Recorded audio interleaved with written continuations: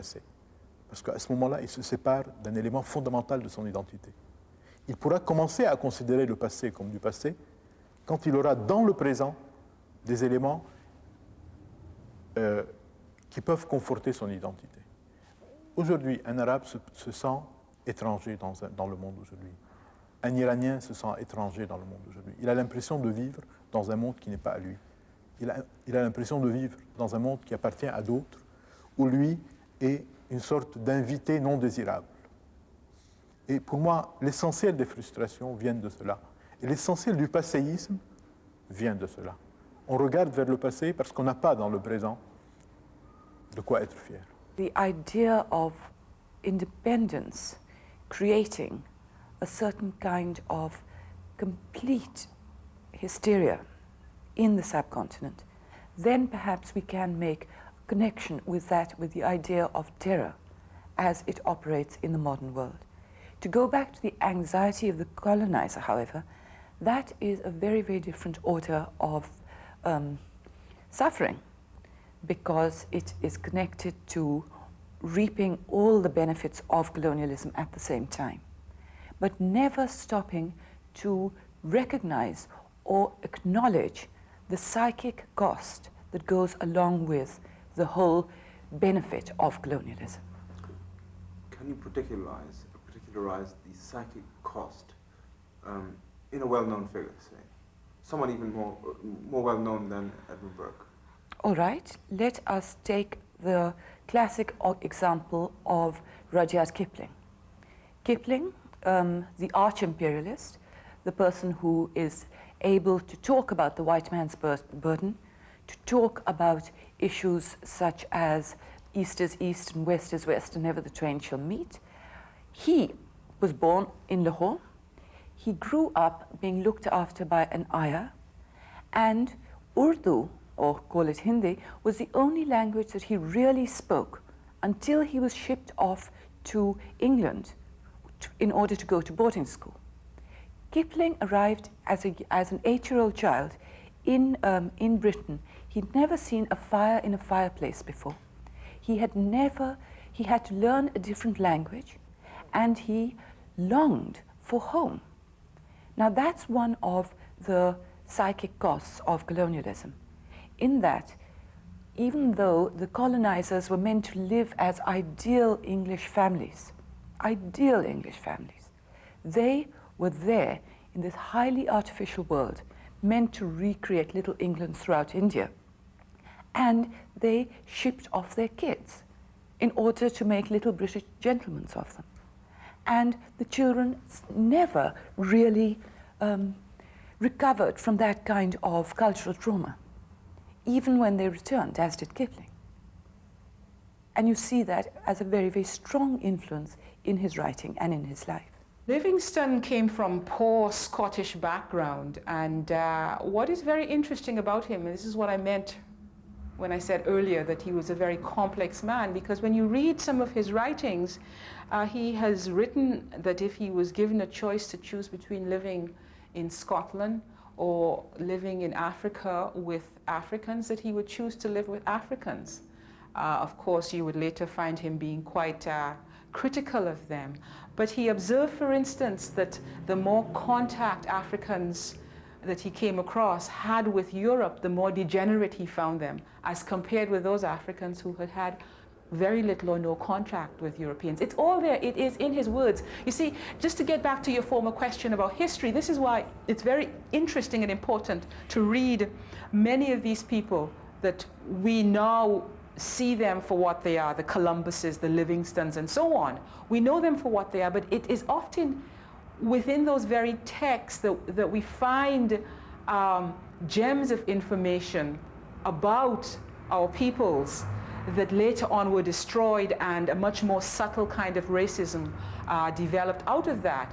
But Livingstone himself was very clear about a lot of the value that he found in African civilization and culture. So that was what his background was. And I have tremendous respect for him when I read of what this man did. You know, you can't help but, you know, think of walking across a continent and back. But we put that in perspective. It had been done before several times, even by other Europeans, the Portuguese, whom he then dismissed as being half-caste. I believe that what's happening in Hong Kong now is something almost unique, or unique really, in the history of colonialism and post-colonialism. Because I think what's different about the situation in Hong Kong now and the situation in India in 47 is that Hong Kong is going to arrive at what you might call a post-colonial situation without going through the process of decolonization. I mean, it's like the usual narrative of, let's say, colonization, a process of decolonization, and then the post-colonial. This narrative is as a bit garbled here, for the simple reason that it's that when Hong Kong returns to China, you're not going to see there the double demise of capitalism and imperialism. I think only the very naive would still believe that. What you're going to have is, of course, a transition from from Hong Kong being under one colonial power to Hong Kong being under another, a very different colonial power, but still a colonial power nevertheless. But that's a kind of twist, a kind of historical twist to this. And the historical twist, I think, is as follows: that when that happens, when 1997 comes, Hong Kong at one level would be subordinate and dependent on China. But at another level, and this is what's interesting, at another level, Hong Kong is very much advanced in terms of technology, in terms of its relationship to communicational networks, to international finances, and so on. Very much more advanced than China, which would be the colonizing power. So it's as if the colonized power is now no longer in a subaltern, dependent position on the colonizing power. So it's like, for example, all the studies about that the very valuable and very interesting studies that the subaltern group did on India. It's like this model is a model that, in fact, would not be so easily applicable to Hong Kong, simply because of these historical twists and paradoxes. It's a post-coloniality that, in a sense, precedes decolonization. Right? It's a post-colonialism that has to take place before decolonization has taken place. So it's like you have to sort of, in some ways, try to develop that while still being very much in a colonial situation. Le problème, c'est que la critique anticoloniale, ou même la critique contre le nouvel impérialisme ou les nouvelles formes de domination, essentiellement économiques, cette critique n'a pas empêché deux choses.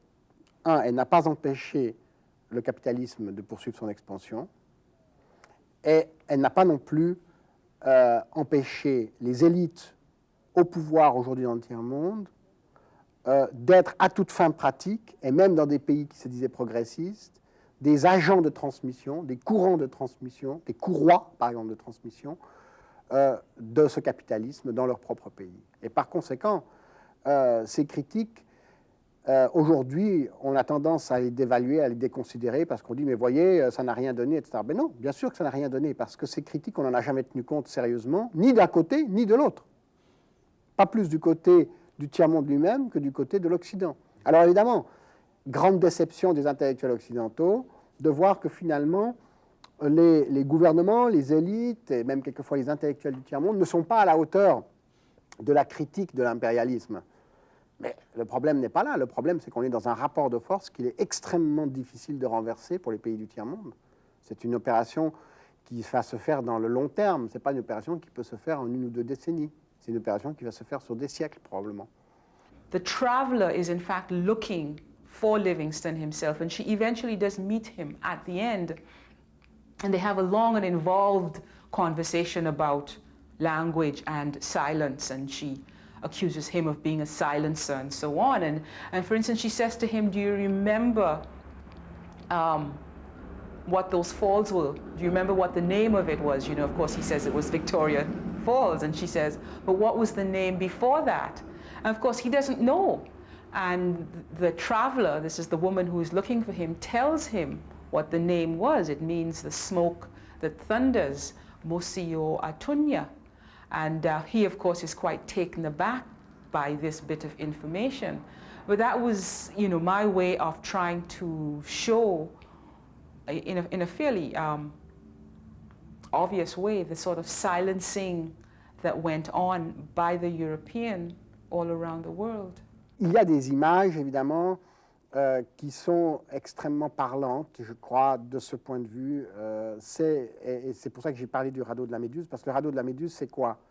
C'est la description, la peinture de la misère du monde devant l'indifférence des riches. Puisque c'est un radeau à la dérive sur lequel des gens meurent de faim et qui agitent désespérément tout ce qu'ils ont entre les mains, leur chemise, n'importe quoi, pour faire signe à un très lointain, vague bateau qu'on sent passer au loin et qui se désintéresse complètement d'eux et qui, à la limite même, ne les voit pas. Est-ce que c'est la vision de CNN, par exemple? Non, ça, ce serait la critique de la vision de CNN. À mon sens, le radeau de la Méduse est une critique du regard ou du non-regard occidental sur la pauvreté. Mais évidemment, est-ce que, je crois que, qui c'est qui l'a peint? Est-ce que c'est Géricault qui a peint le radeau de la Méduse? Je ne veux pas dire de bêtises, je crois que c'est Géricault. Mais peu importe, c'est en tout cas pas Delacroix.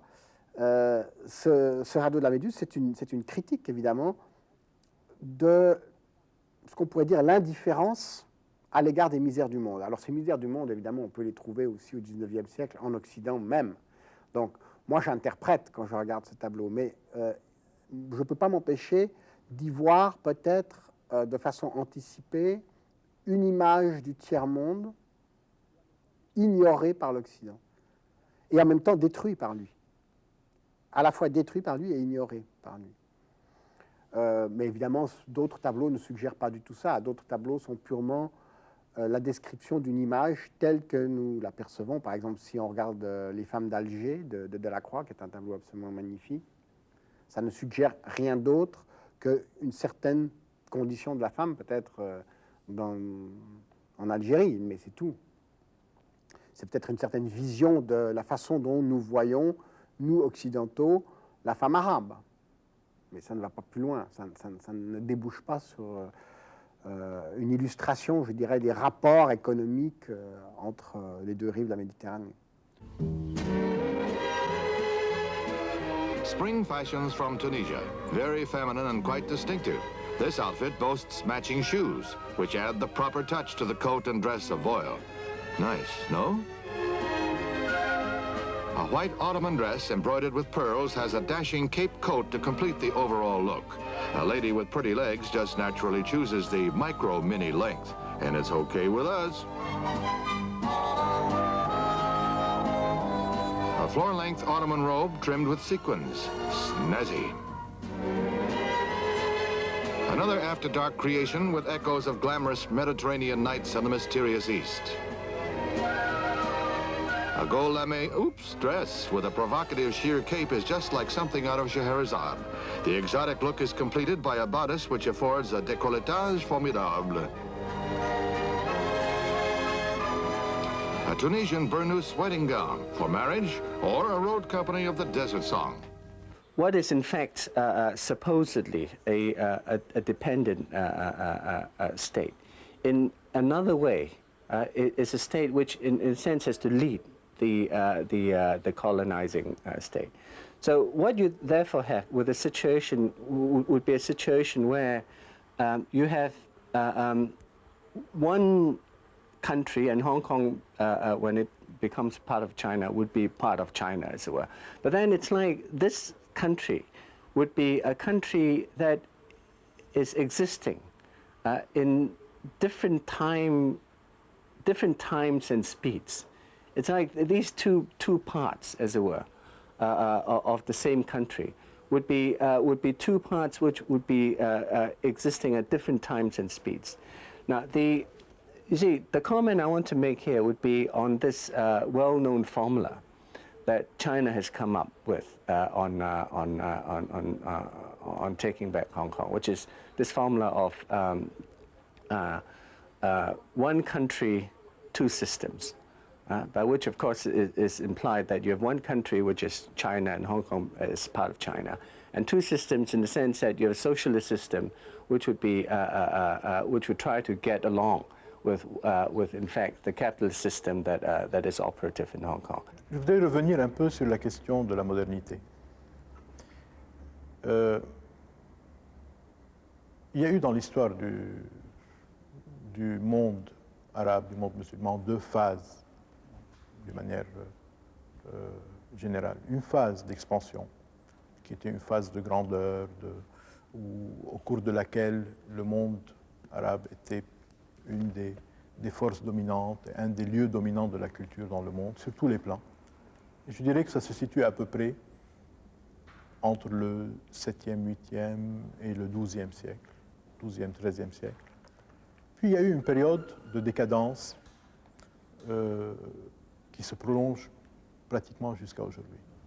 Dans le même temps, l'Europe a connu une période d'expansion très grande qui, à partir du XVe siècle, est devenue pratiquement irrattrapable. Pendant très longtemps, le monde arabe ne s'est pas rendu compte de ce qui s'était passé. Le premier choc a eu lieu au moment de la campagne de Bonaparte en Égypte, à la fin du XVIIIe siècle. À ce moment-là, certaines personnes ont vu que l'Europe était devenue quelque chose de tout à fait différent. Et il y a eu deux réactions principales. Pour certains, il fallait absolument rattraper l'Europe et pour le faire, il fallait absolument imiter l'Europe en tout. Le premier à réagir comme ça, c'était Mohammed Ali en Égypte. Il a fait venir directement des conseillers français. Il a amené des conseillers français pour l'armée, pour tous les ministères, pour son ministère des Affaires étrangères. Il a amené des gens d'Europe, notamment des Français, en se disant il faut imiter l'Europe en tout, et c'est comme ça qu'on peut la rattraper. Il y a eu d'autres qui ont eu le même type d'attitude, notamment Atatürk, un peu le Shah d'Iran. Il y a une autre attitude qui disait l'inverse. Au lieu de dire pour rattraper l'Europe, il faut l'imiter en tout, il disait non. Si nous voulons imiter l'Europe, nous allons perdre notre identité. Ce qu'il faut faire en réalité, c'est de revenir à la période où nous étions dominants. C'est-à-dire essayer de reconstituer le cadre de la période du 8e, 7e, 8e, 10e siècle, au cours de laquelle le monde musulman était le monde le plus important, le plus productif, avec la culture la plus florissante. Et ce sont deux attitudes qui sont toujours présentes. Il y a ceux qui veulent imiter et ceux qui veulent revenir aux origines.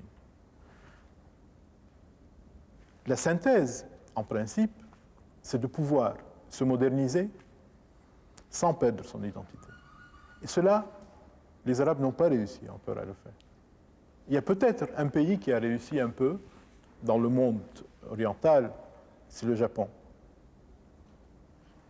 Il s'est modernisé, parfois il a dépassé son modèle occidental, et en même temps, il a gardé beaucoup d'éléments de sa culture originelle, quoique beaucoup d'intellectuels japonais considèrent qu'il y a eu une trahison par rapport à la culture traditionnelle, et je ne vais pas revenir sur le cas de Mishima et d'autres, mais certains ont réagi de manière très violente à cela. Dans le monde arabe, dans le monde musulman, nous avons toujours ces deux pôles, que j'appellerai, pour simplifier, le pôle Shah d'Iran et Khomeini. C'est-à-dire, ceux qui veulent, le Shah d'Iran voulait rattraper l'Italie en 15 ans, et Khomeini veut revenir aux traditions du 7e, 8e siècle. On n'a jamais réussi à résoudre ce problème dans le monde arabe. On est toujours partagé. On n'a jamais réussi à moderniser sans perdre son identité. Et on a échoué dans les deux sens. Parfois, il y a des tentatives de modernisation, mais qui sont complètement coupées du peuple. Les gens ne les comprennent pas. Ça devient très rapidement l'affaire d'une petite minorité occidentalisée, et parce que c'est une minorité, elle essaie d'imposer cela par des mesures autoritaires, par une sorte de despotisme. Et la modernité devient liée à l'image d'une petite élite despotique, ou alors on fait des tentatives de retour en arrière, on essaie d'imposer une économie islamique, une politique islamique, une guerre islamique, et cela ne correspond à rien aujourd'hui, et là encore on aboutit à des échecs. La culture islamique, c'est la culture vers laquelle reviennent les gens quand ils n'ont pas une autre idéologie plus neuve à laquelle ils puissent se référer. Aujourd'hui, dans le monde entier, il y a un vide, une crise dans les idéologies. Autrefois, les Algériens importaient, en quelque sorte, de l'Europe leurs idéologies. Ils ont importé une certaine forme de nationalisme, ils ont importé une certaine forme de socialisme. Et aujourd'hui, s'ils devaient importer, qu'est-ce qu'ils importeraient d'Europe? Il n'y a rien. Il n'y a pas dans le monde une idéologie capable de mobiliser les gens. Et les gens reviennent en Algérie, comme ils reviennent ailleurs, comme ils reviennent en Pologne, comme ils reviennent partout ailleurs, vers, je dirais, l'idéologie par défaut, qui est l'idéologie qui est présente depuis la naissance, qu'ils ont tété avec le lait de leur mère. C'est l'idéologie religieuse. Et leur adhésion est le symptôme d'une crise générale. Ça, c'est un premier élément. Un autre élément, je pense fondamentalement que l'islamisme, tel qu'il se manifeste, tel qu'il s'est manifesté en Algérie, en Iran et dans d'autres pays, est une forme de tiers-mondisme. Moi, je vois beaucoup de ressemblances entre le discours de Khomeini et le discours de Mao Tse-tung, par exemple. Il y a énormément de ressemblances. Je dirais qu'il y a même d'autres ressemblances avec les gardes de la Révolution et les gardes rouges. Il y a énormément de ressemblances. Je ne pense pas que l'habitude que l'on a prise aujourd'hui de considérer un phénomène comme celui de Khomeini comme une constante de l'histoire islamique soit juste. À mon avis, Khomeini appartient à l'histoire du tiers-monde. C'est l'histoire des peuples du tiers-monde qui sont perdus dans le monde d'aujourd'hui, qui essaient de trouver une place, qui ont tendance un peu à démoniser l'Occident. Quand Khomeini parle de grand Satan, peut-être que c'est une expression qui fait sourire, mais elle est assez proche des expressions qui pourraient être utilisées par Mao Tse-tung ou par Fidel Castro. Imperial binarism? Binarism is one of our favorite words in the academies these days.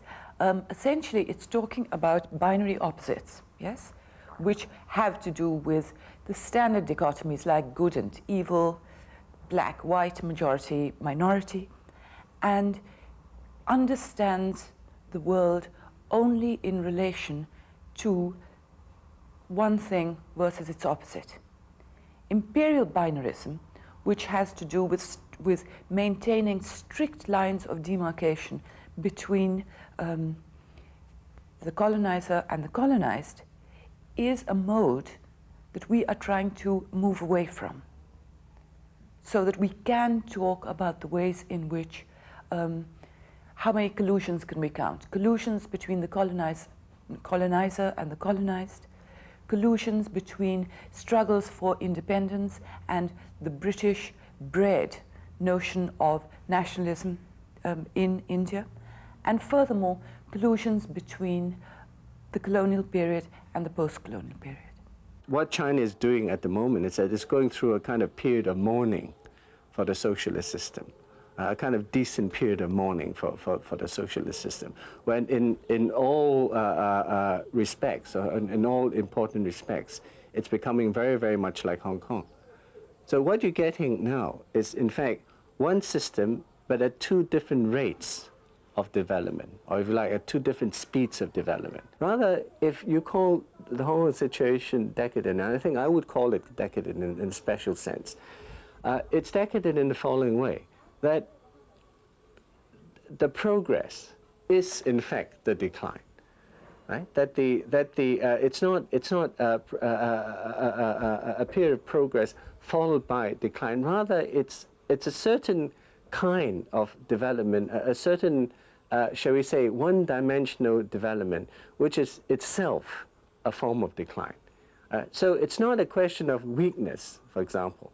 Decadence here is not a question of weakness. It could be, for example, the over-development of a certain kind of strength.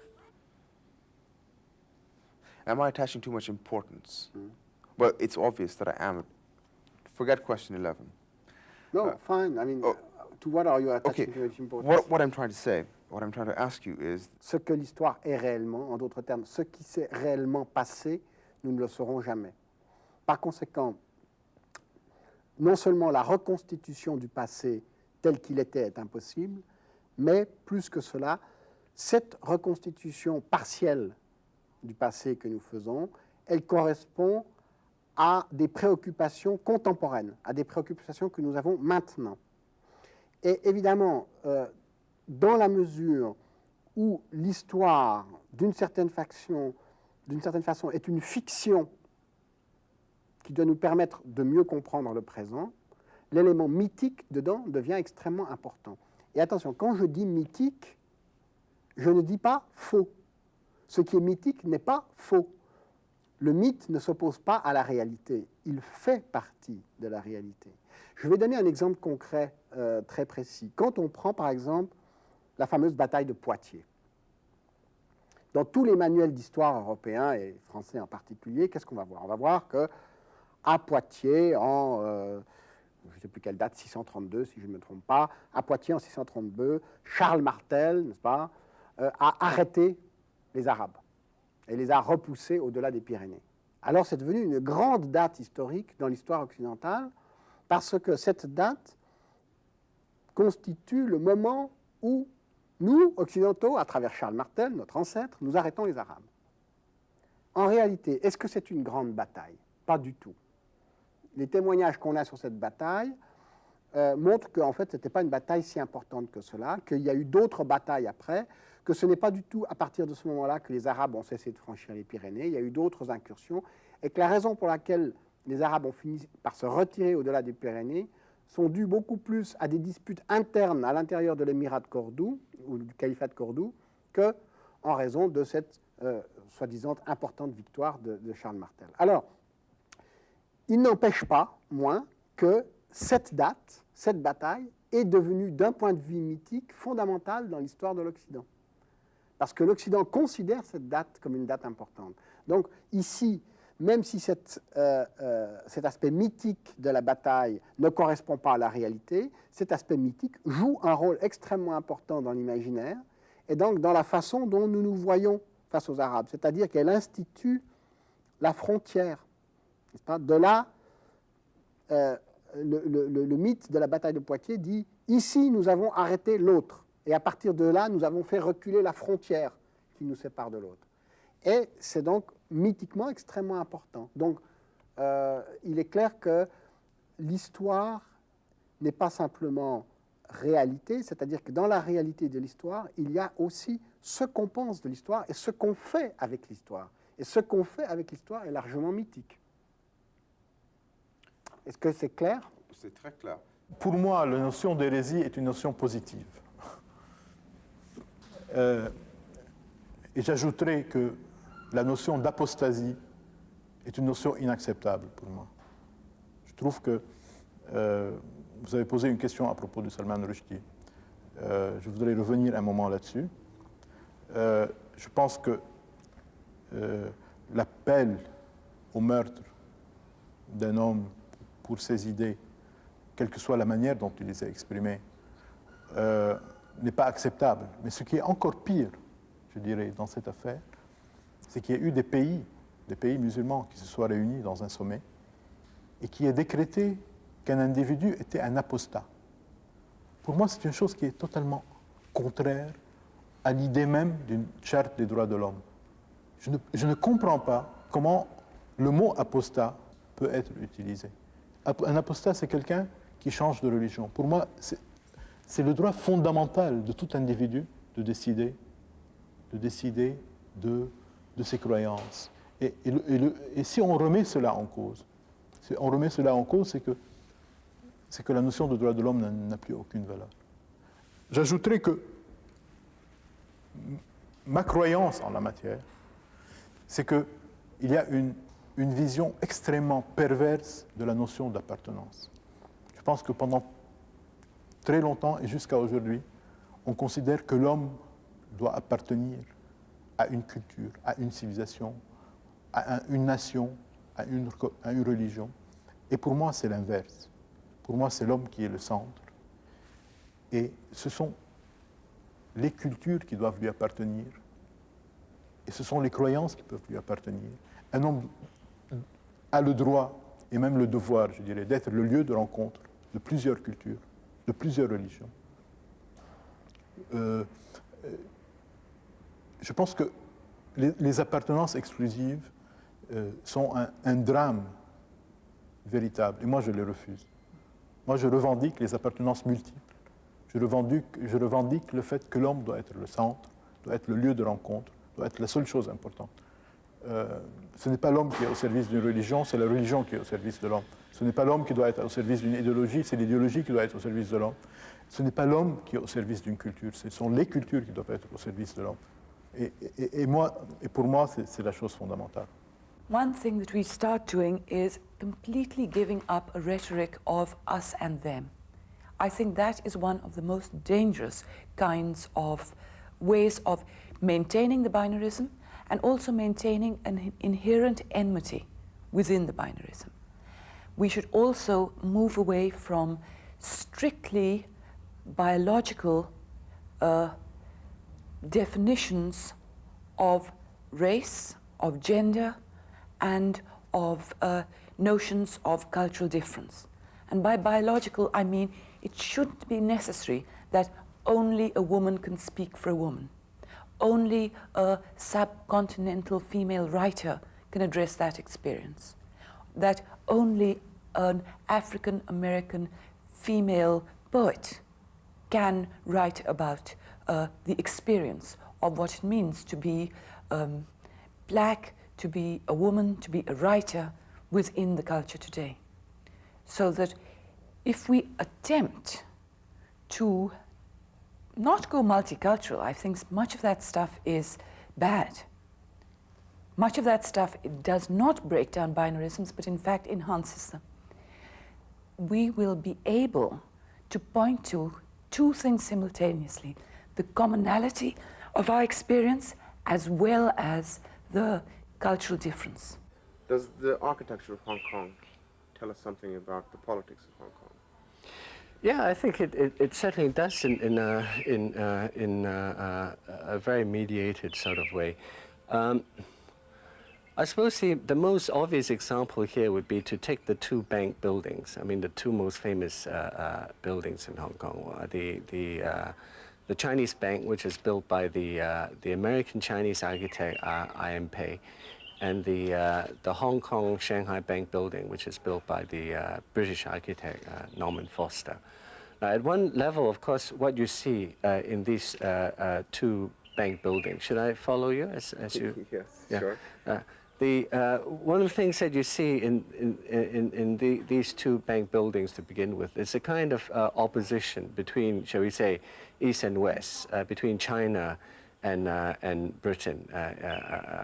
So these are the two most famous buildings in Central.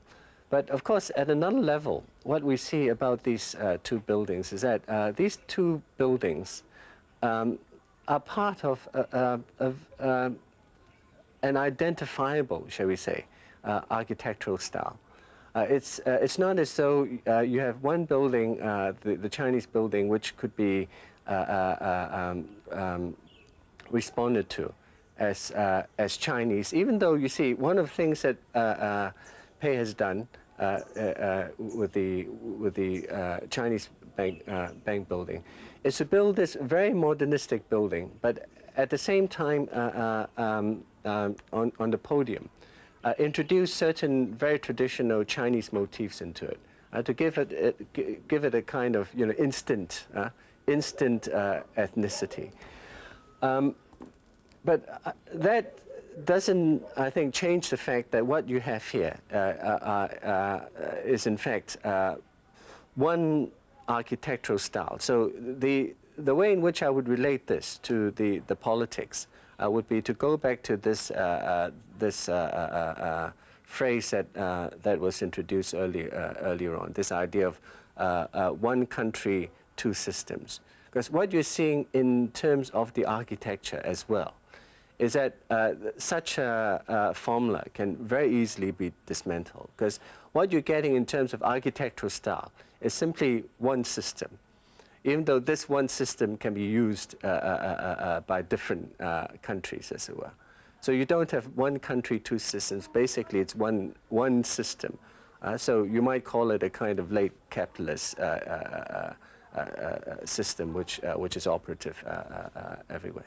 Pendant longtemps, on a considéré que ce qui avait, par exemple, bouleversé l'organisation méditerranéenne de l'Empire romain, c'était les invasions barbares germaniques. Longtemps, on a eu cette image de la fin, de l'écroulement de l'Empire romain d'Occident, et on mettait l'accent sur cet Empire romain d'Occident, sans trop se préoccuper du fait que l'Empire d'Orient continuait, et pendant plusieurs siècles, sa vie à lui. Et cette vision des choses, c'est la vision qui a longtemps été enseignée dans les écoles. C'est-à-dire l'Empire romain est détruit par les invasions barbares, et c'est ces invasions barbares germaniques qui introduisent un grand bouleversement. Et puis, il y a eu une révision de cette idée, bon, peut-être antérieure, mais en tout cas qui a été très chaudement argumentée par un historien belge qui s'appelle Pirenne dans les années 30. Et c'est devenu presque aujourd'hui la vision dominante. Que non, ce n'est pas du tout les invasions barbares germaniques qui ont bouleversé l'ordre méditerranéen, parce que finalement, ces barbares germaniques étaient romanisés en partie, ils ont repris beaucoup des institutions de Rome, ils ont finalement repris l'institution chrétienne, donc ça n'est pas la rupture que l'on a dit. La vraie rupture, c'est l'islam. Et pourquoi, en 1930, tout d'un coup, cette préoccupation par rapport à la rupture de l'islam? Parce qu'à ce moment-là, ça fait à peu près une décennie et demie que l'Angleterre et la France essayent, tant bien que mal, et plutôt mal que bien, de coloniser et de subjuguer le monde arabe, et n'y parvient pas. N'y parvient pas, c'est-à-dire ne parvient pas véritablement à introduire les valeurs, les méthodes de l'Occident dans cette partie du monde. On sent là comme une résistance. Cet islam que Hegel nous avait montré comme mort, comme dépassé par l'histoire, comme presque même à côté de l'histoire, on le découvre qui résiste. On le découvre qui vit et qui nous résiste. Par conséquent, on retrouve la frontière, on retrouve la vivacité de la frontière, et à ce moment-là, il faut montrer que s'il y a rupture en Méditerranée, si cette belle unité méditerranéenne qu'avaient construite les Romains, qui était la nôtre en quelque sorte, parce qu'on s'identifie aux Romains, si cette unité a disparu, c'est à cause de quoi? Fondamentalement, c'est à cause des invasions arabes du 7e siècle de notre ère. Donc on remonte au 7e siècle pour dire c'est là la rupture. Et non pas 2 ou 3 siècles auparavant avec les invasions germaniques. Pourquoi? Parce qu'on est préoccupé par la résistance de ce monde face à ce qui est pourtant une invasion massive de ce monde par l'Occident. Est-ce que j'illustre ce que tu me demandes par là? Très bien. Le centre, c'est l'homme. Vous, moi, nous sommes des lieux de rencontre. Moi, j'ai le droit d'être à la fois chrétien, musulman, juif, bouddhiste. J'ai le droit de prendre des éléments de toutes les religions et de toutes les idéologies et de tous les livres que je lis et de toute mon expérience personnelle et de dire voilà ce que je suis et je n'ai pas besoin d'avoir une étiquette qui se réfère à une religion ou à une variante d'une religion. Ça, c'est ma conviction profonde. Je n'essaie pas de faire du prosélytisme avec ça. Je n'essaie pas de dire ça, c'est la voie que chacun doit suivre, mais pour moi, c'est certainement ma voie. Je refuse d'appartenir à une nation, même si c'est une chose qui aujourd'hui fait de nouveau faire sourire, parce qu'il y a une période d'exacerbation des appartenances. Les gens veulent aujourd'hui dire « j'appartiens à telle religion, j'appartiens à telle nation, j'appartiens à telle culture » et je le revendique. Moi, j'ai beaucoup... Bon, je le comprends, mais je n'ai pas beaucoup de sympathie pour cette évolution. Je la trouve extrêmement néfaste, extrêmement rétrograde. Moi, j'ai beaucoup plus de respect pour ceux qui disent je revendique beaucoup d'appartenance nationale, beaucoup d'appartenance culturelle. Et pour moi, c'est ça l'avenir. Et même si nous passons par une période de régression sur ce domaine aujourd'hui. Ce qu'on peut essayer de montrer, c'est comment l'histoire a été utilisée et reconstruite à travers l'écriture même de l'histoire pour justifier l'état de choses actuel dans la société. C'est-à-dire que l'histoire telle qu'on l'écrit est toujours fonction des problèmes politiques qui sont vécus au moment où cette histoire s'écrit. Ça me paraît absolument évident, et ça, on peut le montrer. Ça, on peut le montrer. Et c'est ce que j'essaie de montrer dans l'Orient imaginaire, en montrant comment on a utilisé l'histoire de nos rapports avec l'autre et la façon dont on la dépeint, et la façon dont on le dépeint à travers cette histoire, pour conforter une auto-image que nous avons de nous-mêmes et que nous voulons conserver ou renforcer de nous-mêmes. One last question. The tender question of Shireen. What's this allegory all about? Who is she? Why does she vanish? Je dirais que toute l'histoire de Shireen et du manuscrit, c'est une sorte d'allégorie sur ce que devient l'Orient quand il est à la fois pris en main et mal compris par l'Occident. Je dirais que l'Orient est victime de deux facteurs. C'est lui-même et l'Occident. Et je dirais qu'il y a une frange de gens en Orient, une frange à laquelle j'appartiens, qui ont envie de voir les choses évoluer, et qui se retrouvent toujours pris entre la montée du fanatisme dans leur région d'origine et le mur d'incompréhension dans le monde occidental. Et moi, je le ressens tous les jours. Je sens tous les jours que je dois me demander, est-ce qu'il faut véritablement parler? Est-ce que ça vaut la peine de parler? Est-ce que les gens vont un jour comprendre? J'évite d'ailleurs souvent, j'évite de parler de l'islam. Je me dis qu'il y a un tel climat de suspicion, de terreur intellectuelle qui fait que les idées nuancées, les idées conciliatrices ont de moins en moins de place.